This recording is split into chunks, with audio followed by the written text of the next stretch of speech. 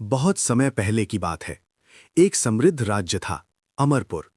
उस राज्य के राजा थे राजा विक्रम सिंह। वे बहुत वीर, बुद्धिमान और न्यायप्रिय थे।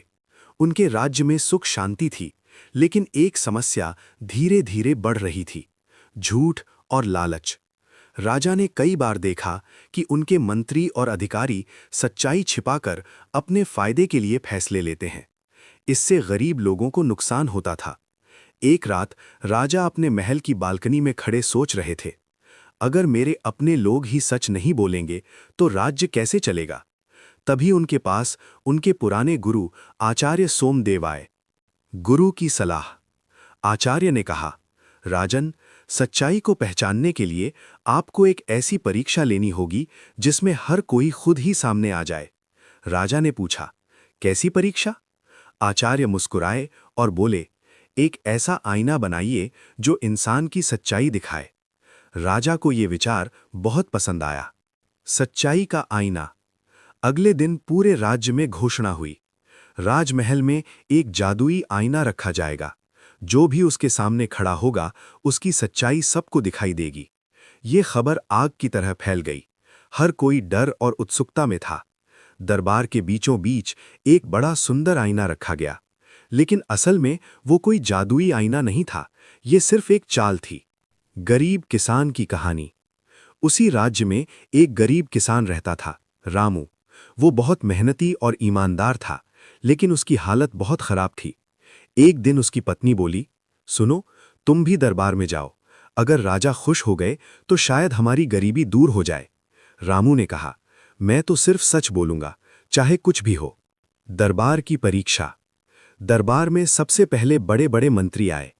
एक मंत्री आईने के सामने गया। राजा ने पूछा, क्या तुमने कभी किसी से झूठ बोला है? मंत्री ने घबराकर कहा, नहीं महाराज, मैं हमेशा सच बोलता हूं। आईना तो कुछ नहीं दिखा रहा था, लेकिन राजा समझ गए कि वो झूठ बोल रहा है। ऐसे ही कई लोग आए, व्यापारी, सैनिक, अधिकारी। सबने अपने आप को निर्दोष बताया। डर का माहौल। धीरे धीरे दरबार में डर फैल गया। लोग सोचने लगे, अगर हमारा झूठ पकड़ा गया तो सजा मिलेगी। कुछ लोग तो बिना आईने के सामने जाए ही भाग गए। रामू की बारी। आखिर में रामू की बारी आई। वो साधारण कपड़ों में था और बहुत घबराया हुआ भी।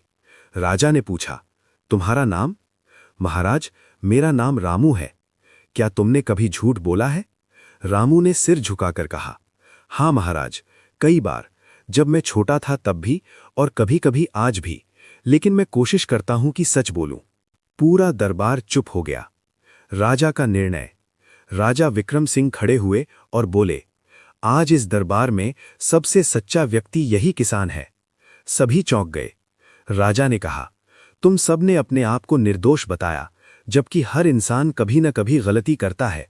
लेकिन इस किसान ने अपनी गलती स्वीकार की। यही सच्चाई है। इनाम और बदलाव। राजा ने रामू को सोने के सिक्के दिए और उसे अपने सलाहकारों में शामिल कर लिया।